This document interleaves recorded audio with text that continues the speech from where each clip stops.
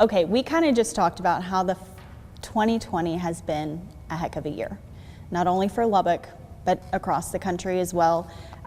Earlier this year, Lubbock specifically saw the death of 2 first responders. COVID hit. There are calls across the country for police reform. That is a lot in a single year. How has this year changed you as a chief? I don't know that it's changed me as a chief. I think it's probably tapped into every aspect that a chief would see over a normal 5 to 7, 8 year career. We just pretty much condensed everything down into 1 year. You take the things that you've talked about, but you also have to take into consideration that the men and women of this department, both sworn and non-sworn, are trying to get acclimated to a new chief. They had a leadership in place that has been here for a while. So I think it's important for everyone to understand that, there is a lot of disruption when you replace a chief. So you also try to pay attention to your staff to make sure that they're coping with everything as well. You just mentioned this is 5 to 7 years condensed into 1 year. How would you describe the morale here at the Lubbock Police Department right now? If we were to rate it from a 1 to 10, 1 being the worst, 10 being the best, what is your perspective? I think it's difficult to gauge what the morale truly is when there's so much upheaval. When a new chief comes in, there's again that changing of the guard. There's expectations. There's people think that things are going to be completely different. This year, from my standpoint, going through the process of becoming the chief of Lubbock Police Department, you start off with a plan. Okay, here's the first 30 days, 60 days, 90 days. This is what I'd like to get accomplished. Coming to the department, meet as many folks as you can, try to find out where we stand, both operational, budget-wise, and then start making incremental changes that affect how we do business.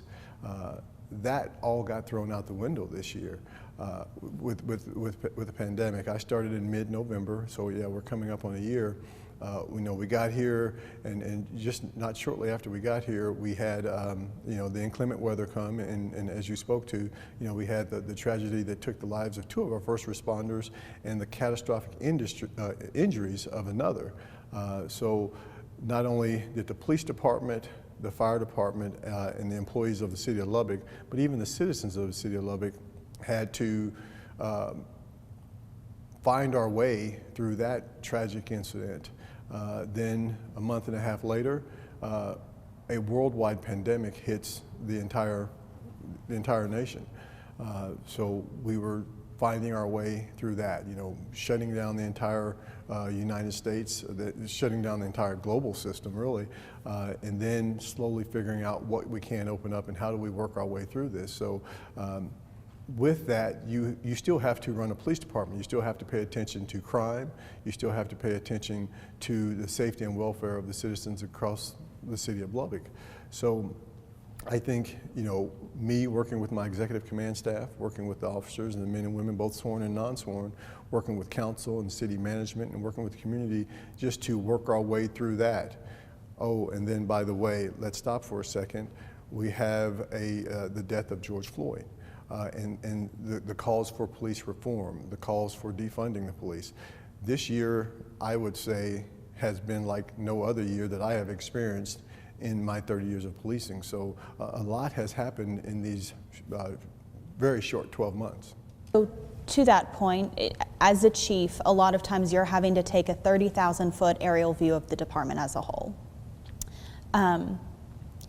So then, and especially as someone who's not originally from Lubbock, so I wonder how do you address morale in this year? I mean, how do you handle that? Well, I think the biggest thing right now is trying to keep everyone as informed as we possibly can about what's going on within the department, within the city, and how we're changing.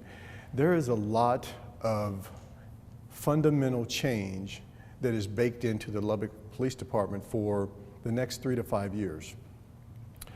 Starting with the decentralization of the police department.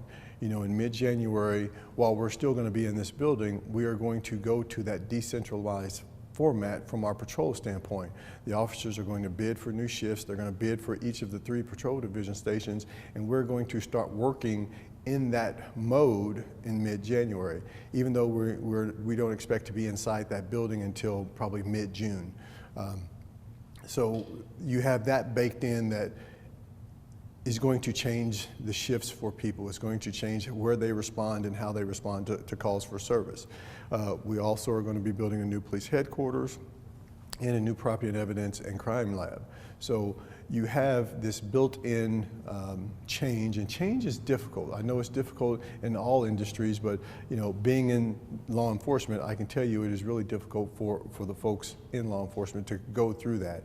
And again, you throw in the aspect of, oh, we got a new chief here. What is he going to change? What is his leadership philosophy? What is his expectations of us? So there's all that going in. So I think that affects the morale. I think just being here for the short period of time that I have, everyone seems to be doing okay. I haven't had any, calls for, oh my God, the morale here is horrible, this, that, and the other. I think there's been so much going on that we compartmentalize some of that. So not necessarily seeing a lot of, hey, we're all down in the dumps because they're calling for police reforms or defunding the police. We know it's out there, but I believe we've done a good job. Because it's one of my things is talking to my executive command staff, make sure we're talking to people, make sure that we are partnering with our outside entities, the chamber, having a conversation with Eddie to say, hey Eddie, I've seen this in another community where they did the thank you signs. That would be something great to show our police officers that our business community and the citizens are paying attention, and they are supporting us. So Eddie jumped right on that, and he took the ball and ran with it, and I can't thank him enough for that. So really just paying attention to our folks to make sure that they're okay is my way of looking after their morale and what's been going on over the first 12 months. You mentioned that there are a lot of changes baked into the next 3 to 5 years. Do you plan on seeing that cake finished baking? Oh, absolutely, absolutely. I think one of the conversations Jared Atkinson and I had early on is what's your plans, and really I have no plans beyond Lubbock Police Department. I've been in policing for over 30 years. I truly hope that this is my last stop as a law enforcement police officer. My wife and I, we have enjoyed Lubbock over these 12 months. Even through the shutdown, it's been difficult to get out and explore some of the things, but we're almost complete with building us a home. So we're going to make this our home for a while. Well, kind of going back to 2020 being a crazy year, I feel like we say that so often. 2020 has been something, it's been a lot. Something I think that a lot of people at home realize throughout the year is there's been a large number of homicides this year in Lubbock, Texas. Obviously people see it on the news, they read about it, they see the alerts. I think we're sitting at 27 right now. Do people at home need to be concerned about being the victim of a violent crime here in Lubbock, Texas? Well, being an old homicide commander in my previous role, I always like to take a look at what type of homicides are occurring. And homicides are one of those crimes that it is, when you truly analyze what's going on, it is difficult for those of us in traditional policing to identify that, hey, I as the chief of police would have been able to stop that homicide but for this. So I think one of the first things that is important from my aspect, or where I sit, and when I talk to my assistant chiefs and how they run their bureaus and how we are deployed is, let's take a look at the homicides. So, you know, right now we're sitting at 27. And when you look at those 27 and talking and looking at past years, you know, this year compared to the previous 3 years, we're probably sitting around 68% above where we normally sit.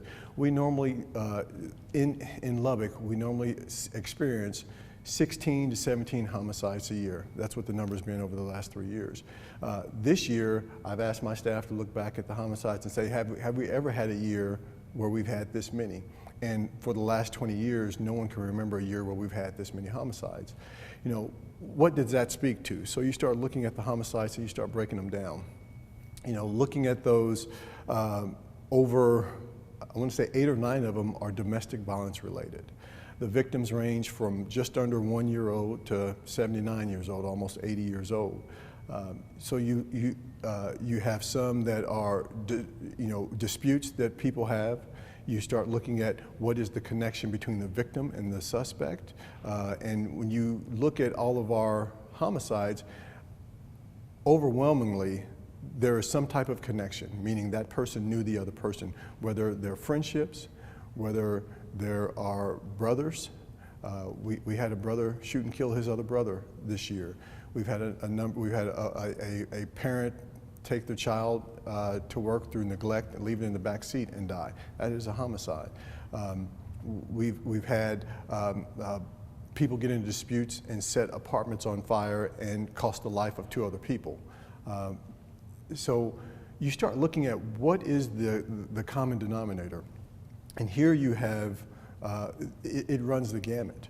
But the overwhelming thing is domestic violence related. And again, that could be brother, husband, wife, or partner. You have that situation. Then you have the disputes. We had a guy get into an argument with the order taker at Wendy's, and they got out in the parking lot and pulled out a gun. Of the 27 homicides that we've experienced this year, 2 of them are also involved shooting, in which one of the instances where the guy was out breaking into cars, our officer approached him, he turned around and fired at our officers fired back, striking and killing that person. The other one was a guy got into a car pursuit, tried to strike a DPS trooper. Our officers were there on scene as well, shot and killed that person. So you have those 2 that are officer involved. You have another one in which a homeowner took the life of someone breaking into his home. So when you look at all these different things, you try to figure out how could we have prevented any of those, and it's difficult. But you also have to look at the normal person and their lifestyle. So we have several homicides that are narcotics related or have some type of gang nexus. And it's their lifestyle that put them in that situation to where their life was taken. If I choose to meet up with the guy selling dope at 2 o'clock in the morning in a dark alley, I have put myself in a very dangerous situation. So I guess to answer your question, is the normal person that is a resident of the city of Lubbock going to be the victim of a homicide? I would say your chances are very low. It's not to say that it can't happen, but when you analyze what's going on, 1, it's those relationships, and it's 2, it's a lifestyle that they're leading. Like I say, you have those few that are, guy arguing with the employee at the Wendy's and they decide to get out and get in a fight and someone pulls a weapon out. Of those 27 deaths, 21 of them involved some type of firearm. 2 of them were the arson, you had the neglect, you had a stabbing, and you had a couple of people get into physical fights. A guy thinks there's just going to be a physical fight, you punch another guy in the face, he falls and hits his head on the concrete and dies. So you really try to analyze what the homicides are. Is Miss Johnson coming from her house going to the car, getting shot and killed in her driveway? No. These are folks that are living a dangerous lifestyle. The Lubbock Police Department as a whole this year has really put an emphasis on recruitment. Very, very big push community-wide. My question is, what is being done to encourage retention of officers whom the city has already invested time, money, resources, training in? I will tell you, I will get to that piece as well. I will tell you, recruiting and getting the positions that we are authorized and that are funded right now in field is my #1 goal. There is so much that we could be doing if we had the positions that we are currently authorized and funded for filled. When you talk about our response time, it's affected because we are down so many officers. When you talk about our ability to interact with the community and community engagement, it is affected because we are down so many officers. To speak to your question, when you talk to the typical officer, the question is, hey, am I going to get a raise? You know, everyone wants to be paid well for what they do. One of the problems we ran into across the nation this year is the pandemic. The city of Lubbock and the council had to really tighten their belts this year. The direction that was given to me and all the department heads by the city manager was, we're going to have a flat budget, as flat as we can possibly have it. So when I sat down with my command staff, it was looking at, okay, what can we do this year to maintain and not reduce any of the services that we provide and move forward? So our budget was pretty flat. I think the increases that you saw for the police department was, you know, we added a supervisor's position in our communications unit, which was a civilian position, and we have to honor the step increases for our police officers as they hit their yearly marks. And there was an increase in health insurance. So when I sit down and talk to the officers, one of the questions that I get when I make the roll calls is, hey, Chief, are we going to get a raise this year? And I've always started these conversations with folks with, you know, I want to tell you exactly what I know. You may not like what I have to tell you, but it's going to be the truth. No, we're not getting raises this year. No one in the city and that works for the city of Lubbock is getting a raise this year because of where we are with finances. A lot of people have lost their jobs. None of us here have lost our jobs, but we are not going to be able to provide raises for our police officers or our civilians this year. But to talk about, you know, how we look at retention is trying to make a workplace that is enjoyable to come to, trying to provide officers the opportunity to seek out training that makes them better, that gives them certifications to do their jobs, and really working on a health and wellness piece for our police officers. We were lucky enough this year to obtain a DOJ grant for $73,000 for mental health and wellness of our police officers, really trying to drill down to find out how can we make sure that when you come to work, you are ready to go to work, not only physically, but mentally. And you know, one of our guys is putting on a financial wellness class. You know, how do you make sure your finances are right? Because when we look at it, you have to look at the whole officer. It's not just the person that shows up in the uniform. How are things going on with that officer at home? Is his family life okay? Is his financial life okay? Is she doing okay? Because if you have a well-rounded officer who is happy at home and at work, when they interact with our folks out there in the street, you're going to get that same thing. So, and I think that's a long way around the barn, but you know, just really focusing on making sure that we're providing a workplace that is good for those folks to come to. And given the situations that we're all facing right now, the best we can do is try to make sure that they feel that they are cared for, and that they know they're cared for, and provide the best leadership and workplace that we can. You mentioned the $73,000 in federal funding, and I want to come back to that in just a second. But I do, playing devil's advocate here, recruiting, the importance of that. You just touched on that. I believe right now what's being advertised is there's a $12,500 signing bonus for the lateral, or what's also known as the modified academy. You just said right now the city is strapped for funds due to COVID-19. So again, playing devil's advocate, do you think, I mean, the average officer who sees that, do you think they're wondering, well, how are they able to come up with the funding for that? Well, I think we've done a good job explaining that to them. So, a police officer candidate from scratch, has no police knowledge at all, has to go through a 6-month police academy and a 4-month break-in period. What we did is we looked at how much would it cost to pay that police officer candidate to go through the entire academy and through 4 months of break-in.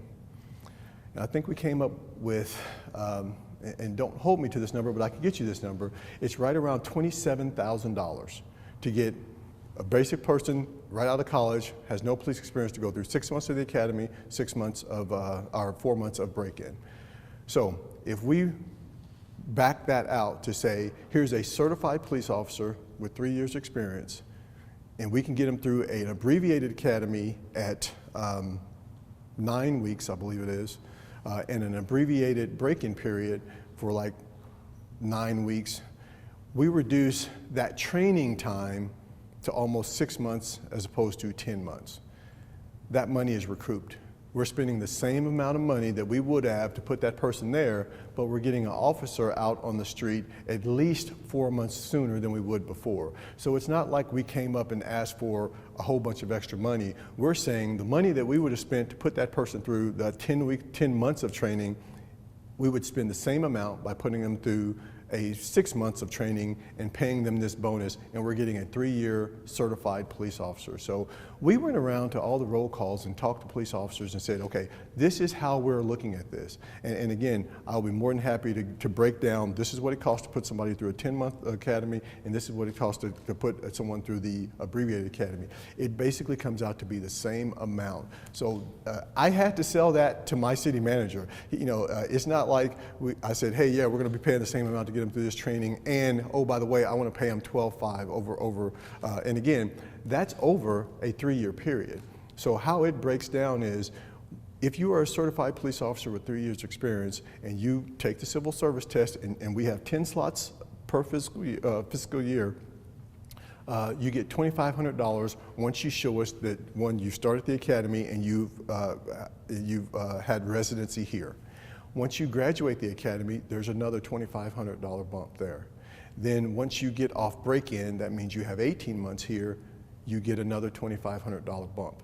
Then once you hit your 2 years here, you get that final chunk of your sign-on bonus to be in here. So it's not like a guy is going to start, graduate the academy, here's $12,500, and oh, and by the way, I'm going back to the Metroplex now. It's not going to work like that. We wanted it chunked out, so we would have them here for a while.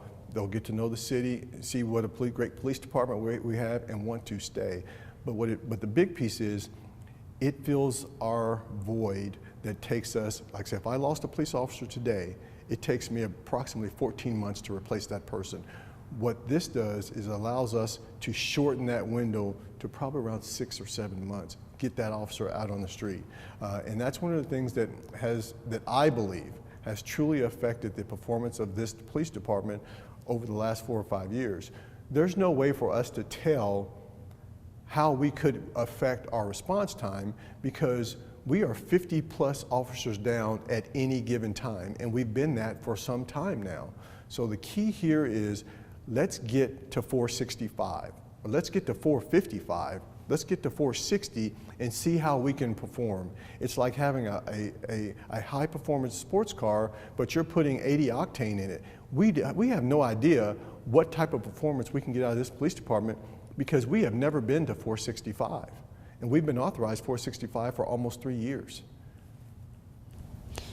Why do you think it is that LPD is consistently down about 50 officers?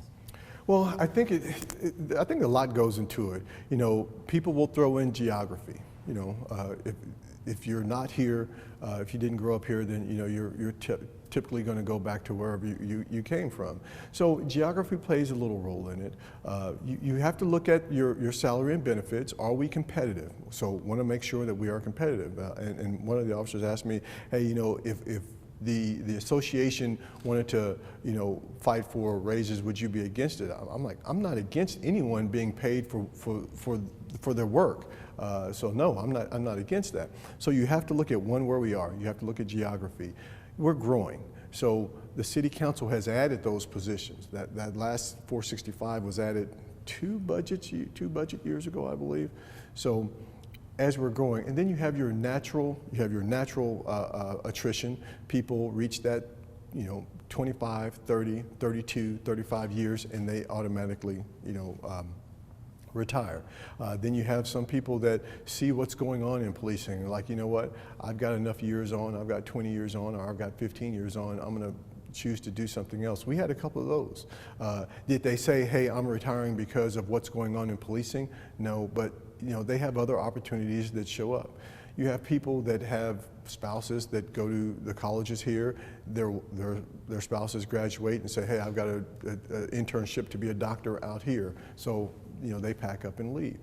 We have some of those folks that come back. I believe someone signed up to test on the 7th that was a police officer here, wife and family moved up north, but he's coming back now. So you have that natural attrition, but I also think we took our eye off the ball and we did not focus on recruiting. And when you don't focus, or when you fail to hold that academy class, or you skip that academy class because you think, oh, you know what, we're close enough to it, we'll catch up on the next academy class, you put yourself in a hole. And when you put yourself in a hole from our standpoint, from Texas Commission on Law Enforcement standpoint, which requires us to put so many hours into each candidate, it puts you behind. It goes back to that 12 to 14 month void from the time I lose a police officer today till I have a police officer that is out there, she's on her own, we don't have to worry about her. That is a long time to replace someone that leaves. Going to that $73,000 in federal funding that LPD received this year, that's a lot of money. What do you plan to do with that money? Well, this was truly a passion of Misty Snodgrass, Lieutenant Snodgrass, and our officers in our mental health, in our peer support program that really wanted to focus on how can we make the officers here feel like we are here to support them. They applied for this grant. They applied with it with Dr. Andy Young, some of the doctors out of Texas Tech University. And one of the things that we're going to do is we're taking a survey of our officers to talk about, how do they feel from a peer support program? Do they feel like there's enough employee assistance programs out there for the law enforcement officers here in Lubbock? And then how can we make that better? So coming up with, and there's specific things, and I don't want to misquote them, but there's specific things that we have to, our fence posts that we have to reach for DOJ as we are moving forward in this grant. But I know one of the things it's going to be is trying to develop an electronic platform to where our officers can go to that and seek the help that they need that they are searching for, and make it, what's the word I'm looking for? Make it scalable for whether it's a police department of 465 or a police department of 12. This is something that the DOJ wants to look at and say, okay, this is how they did it in Lubbock, but this is how you can do it over here in some smaller community or some larger community. So I'm excited to see exactly how the professionals from Texas Tech University, Dr. Young, who's at LCU, and our folks work to get this program developed and get it pushed out to DOJ and our officers. And just for clarification, that funding, that would be strictly for officers, or is there also a chance that, the public could benefit that? Are we talking about like hiring a psychologist here at the department? Is that what we're talking about? Well, the funding is broke down, for, like I said, it has a couple of key points that Dr. Young and a couple of the doctors from TTU are going to, I guess benchmarks that they are going to have to do. It pays for some travel for those folks to take surveys and do different things there. What I would do, because again, I don't want to misspeak, is I'd set you up with Misty Snodgrass and she could break all of that down to you and show you the grant. But yeah, it's broken down into several different phases. Okay. Earlier this year, LPD held a news conference regarding an officer who was placed on leave for some racially insensitive comments that were made on social media. Is there an update at this point in time on that investigation and that officer? Well, at this point in time, what I can tell you is that our Office of Professional Standards, or our Internal Affairs Unit, completed their investigation, and that investigation was submitted to me. I submitted that complete investigation to the Assistant Bureau Commander, or the Assistant Chief, to make a recommendation to me in regards to any type of disciplinary action. The Assistant Chief made his recommendation and submitted it to me. I administered the disciplinary that I wanted to administer to the police officer. That police officer has appealed that to a third-party hearing examiner, and at this point in time, we're waiting for the third-party hearing examiner to be scheduled so we can sit in front of them and go through that civil service process. Is that officer back on duty? Yes. And this kind of leads into AJ McLeod spoke to the AJ a couple of weeks ago, and I know you know AJ. He stood up there with you at the news conference. He specifically said, with it not being announced publicly on what's happening with that process, I think it tends to give the connotation that nothing is happening. Do you think he's right? What do you have to say to AJ? I know that this article came out in September, but it is a difficult process, but it is a process. So, you know, through the disciplinary process in a civil service police department, I can administer discipline. So it has gone through the investigative process. I've administered that discipline, meaning I have given that discipline to the officer. The officer has taken that discipline. However, through the due process of civil service, that officer can appeal that to a third-party hearing examiner. That's what this officer chose to do. So because it's been appealed to a third-party hearing examiner, I can't tell you what that discipline is yet, because it may be changed, even though the officer has served that discipline. Once it goes through the third-party hearing examiner and that person comes out with their final determination on the discipline that the chief administered is going to remain in place, or I'm going to change it, or I'm going to do this, that, or the other. Once we get that back, then I can say what it is publicly. That's one of the problems that I think affects what you see going on in the United States right now. Is there is a due process. And because people don't understand that process, they think nothing has happened. It has happened, but again, the officer has a right to appeal. And that's what we're going through right now. Once we get done with the appeal, then it can become public. To AJ's point though, and again, it's my job to play devil's advocate in every situation. To his point though, do you think it would have been beneficial to just update the public and say this is at least where we are in the process, or you can't speak to that? Again, it would be, I can't say that it wouldn't have been, but it would have been, again, me telling you that, hey, we've done something, but I can't tell you what we've done. And that's the plainest way that I can put it. I am waiting for the process to be complete, because I don't want to tell you something and then 6 months later or 3 months later I have to say, well, this was the final outcome. So I would rather wait and give you the final outcome as opposed to giving you half the information, which I feel like I've done today. Here's half the information, I'm waiting. Okay, defunding the police. I don't think that's a topic any police chief enjoys talking about, because I think the reality of the situation is that comes with a very negative connotation. That being said, do you get strong opinions in this particular community about defunding the police? Just the opposite. I get very strong opinions in this community about how professional this law enforcement agency is, how they are treated by this police department, and how there is no appetite to defund the police here. And I think that speaks to the professionalism of the men and women of this police department, both sworn and non-sworn. I think it, you know, when you, and I've said this in other interviews, when you talk about defunding the police, I think you have to go a little bit broader than that. What are you talking about? Because I can go through my budget and tell you, okay,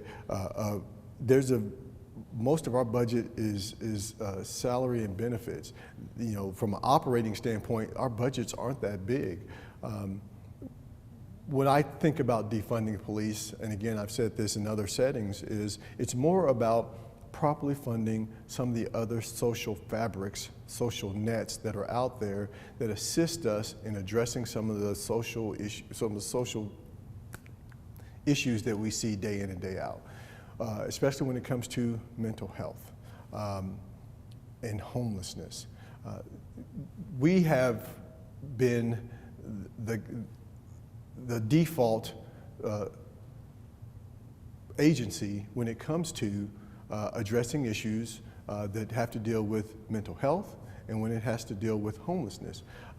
And as good as we try with our homeless outreach officers, with our CIT trained and mental health trained officers, and working with the agencies within the community, there is a funding gap when it comes to mental health and when it comes to addressing our homeless issues that I, as a police chief, alone cannot fix. We have some extremely dedicated police officers here that try their best to get the help for our mentally ill people that we come into contact with. But it's sometimes a revolving door. Whether we have to do an emergency order of detention and they go to a facility and they're there for a few days and then that detention wears off and they're back out on the street, or they're not a threat to themselves anymore at that particular time. When people talk about defunding police, I immediately say, let's really talk about properly funding some of the other social fabrics or nets that are out there to assist us in getting those people to the right help. We are less than a week away from an extremely divisive presidential election. And there is a chance that there could be a delayed result. If there is a delayed result, that means there's a possibility of civil unrest. Is the Lubbock Police Department prepared for that? Are you prepared for that? I believe we are. I think in everything that's occurred this year, we have planned for the worst and hope for the best. We have an operations plan in order that I have communicated with the city manager, Lubbock Fire Department. We are working with FBI, the Department of Homeland Security. We're working with DPS, working with the Lubbock County Sheriff's Office.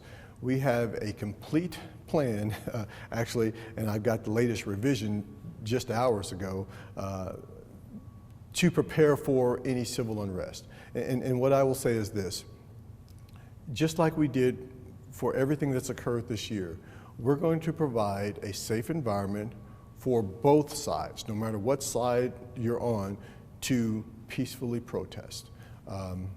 So that's our plan this year. From our intelligence gathering entities with the FBI, we don't have any active threats here in the city of Lubbock, but you know, again, we have to prepare for that. Our staff has been notified that, you know, it's going to be all hands on deck that day. Our investigative staff that normally wears plain clothes, they're all going to be in uniform on that day. So we're prepared, but we, again, hope that there is not any type of civil unrest here. And you know, again, we are working with those groups who have indicated that, hey, you know, we may want to protest here or want to protest there. There is a procedure we go through to provide a safe environment for everybody. Recently, you have talked to Tech Athletics. You've talked to the Tech football team. I know they held a protest recently regarding police treatment of black men across the country. You've talked to, I believe, Tech Basketball. How have those conversations gone, and why was it important that it was you speaking to them? Well, it wasn't only me. The last couple of meetings that I've had with Tech Athletics, we've taken several of our recruiters. We've taken folks from our gang squad. It's been, for me, it's been extremely important from the standpoint that these young men and young women are truly engaged not only in the athletics of their business, but in the social fabric of what's going on not only here but across the United States. Most of our conversations have been over procedures, what to expect. It hasn't been over, racial injustice or this, that, and the other. They're very inquisitive, and they want to know, okay, how do I respond, or why did this particular thing happen? So it's been very good, and several of those young men, they've got my cell phone number. I say, if you have any questions, give me a call. It's been good. It's been good. When people in those positions that have some type of, I guess, notoriety because they are athletes, people automatically want to, pigeonhole them into, they're extremists, they want to do this, that, and the other. These young men and young women, they're just inquisitive. They talk to our recruiters, and they talk to our gang guys like, oh, so what does this mean, and what does that mean? And it's been good. Does that give you hope for the future? I hope so. Yes, I hope so. I think so. It's just one of those things to where I think it's important for all of us not to just jump to conclusions when they say, oh, well, this police officer said this, or this athlete said that. They're being inquisitive. Most of those athletes have not come from here. They've come from other places to where they have seen things that they don't see here. And just making sure that my police officers understand that no matter who we come into contact with or what time we come into contact with them, we need to try to treat everyone with dignity and respect. And if you do that, everything else will take care of itself. Just like you are preparing for an election, there's a lot of contribution that goes into those plans. I'm sure you can imagine that in an interview like this, there's a lot of collaboration, and a lot of these questions came from a lot of different minds in the newsroom. And the question I'm about to ask is actually for Abner Uresti, who is our managing editor there at KCBD and one of our anchors. You became Lubbock's first black police chief at a very interesting time. Not only in Lubbock, but across the country. Again, going back to 2020 being a perfect storm for a lot of things. A lot of people believe that part of the solution is to ensure that there are no obstacles to the advancement in leadership of qualified people of color, because you specifically bring a specific perspective to this job that Lubbock specifically has not had in the past. What unique perspective that is yours do you bring to Lubbock, and how have you used that to positively impact race relations in this community? I think my unique perspective comes from 30 years in law enforcement in a number of different units, and at this point, agencies. I think the experience that I have had inside of this organization, meaning Lubbock Police Department, inside of the Kansas City, Missouri Police Department, where I was born and raised, and that's where I cut my teeth, and being in Central Texas in Temple. The perspective of a black police chief, You know, I think it's just the whole thing of having an understanding of what it's like to be a minority, but also just growing up in what I would truly say are professional police departments. In police departments that truly care about the relationship with their communities. And I know that is somewhat, it's, and I've said this before, I have never been in a conversation or in a room full of police officers, whether I was the junior police officer on that team, or the supervisor or the commander or whatever, to where the goal was not to prevent crime. The goal was not to make our city safer. The goal was not to protect every person in our community. So it may be somewhat with blinders on, but I have seen a lot in policing over 30 years. Do we have a long way to go? Absolutely. And when we see those videos of poor policing, it doesn't matter if you're black, white, Hispanic, male or female. When you see horrible policing, it affects everyone who wears a uniform. And no one, and again, it's that old cliche, no one hates a bad police officer more than a good police officer. And when you have someone do something that affects the entire profession, it's harmful. And that's why it's so important to me that the people here in Lubbock, the people here in the Lubbock Police Department understand that when we have one police officer that does something that's unprofessional, it reflects upon all of us, not just that person. It reflects upon the agency. It reflects upon the professionalism of that police officer. It reflects upon the person who has no idea that someone did something earlier in the day, but when he stops that person late at night, this person, you know, goes sideways on him because he remembers what happened earlier, and this police officer that woke up and come to work in the middle of the night has no idea, well, I didn't know that even happened here. So I guess that would be my perspective is, this is a true profession, and just being in it for as long as I have, I think that gives me a unique perspective on what's going on. Pivoting a little bit, circling back around to, you mentioned a minute ago that the council has not budgeted this year for an increase for officers in pay.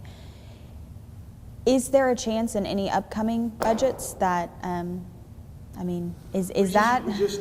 We just started FY21. You know, our budgets go from October 1st to September 30th. So those discussions won't even take place until they'll start in February, is when we'll start having discussions about FY22. But for FY21, there are no pay increases in the budget for FY21 for any City of Lubbock employees. I think there's going to be a lot of people who are going to watch this interview. And I'm curious, what would be, and I guess this is a twofold kind of question.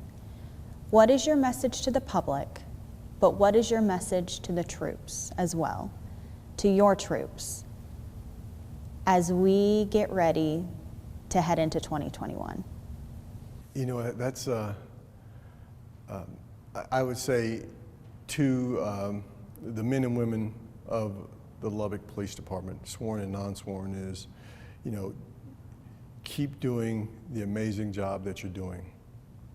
There's a lot of change that's going to be baked in that is going to be good for us, but it's down the road. You know, moving into our new buildings, building a new facilities for us to work out of. So understand that I am working my hardest to make sure that you are informed of what's going on, and that we are doing everything up here on the second floor, me and the assistant chiefs, to make their lives easier. That's difficult, you know, and some difficult decisions have to be made, and a lot of them, like I say, we've made the rounds a lot of them know, you know, we're having some issues from a staffing standpoint that we have to address, especially opening up 3 separate locations. So just hang in there and know that, you know, better times are coming for us. To our public, know that the men and women, again, both sworn and non-sworn, are giving you everything that they can. These are some, you know, phenomenal folks. And just the small things that you see them do. And again, it's just the things that, you know, you notice that no one else is paying attention to. You know, watching an assistant chief take the trash out for a 70-year-old lady who comes and empties the trash all the time because it's ice and snow out, dragging it across the street. Just the small things that these folks do because they care about everybody, no matter where you sit.